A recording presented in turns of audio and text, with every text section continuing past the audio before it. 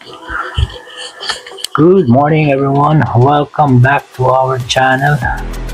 For today's video, samahan nyo kami install natin for the first time ang Tanda PNA Fire Detection Alarm System.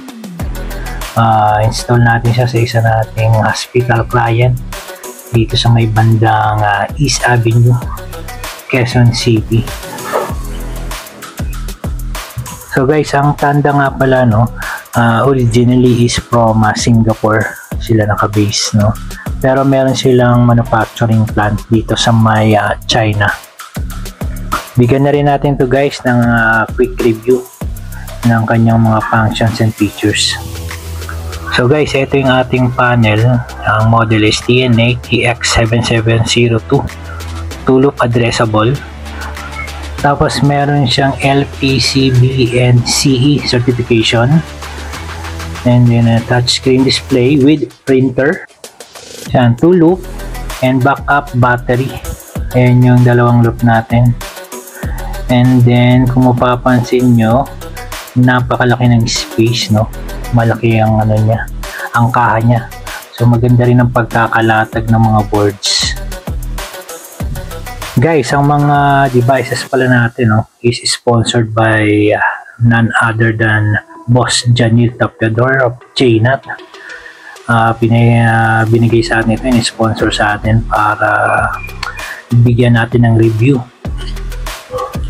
Dito guys, nag-power up na tayo ng panel, and then nag-initial programming ng ating mga technician during this stage.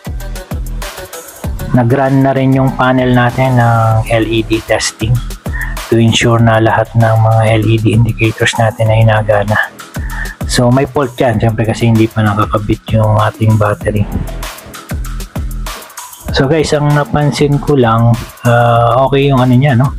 Very responsive yung touchscreen niya. And then yung mga buttons, ganun din. And pagtapos na ito, pagkatapos natin mag-program, mag-test tayo ng mga initiating device. Ito na yung during testing natin. So isa na lang actually ang hindi natin maite-test ngayon is yung durability, no? Kasi it will take time, no?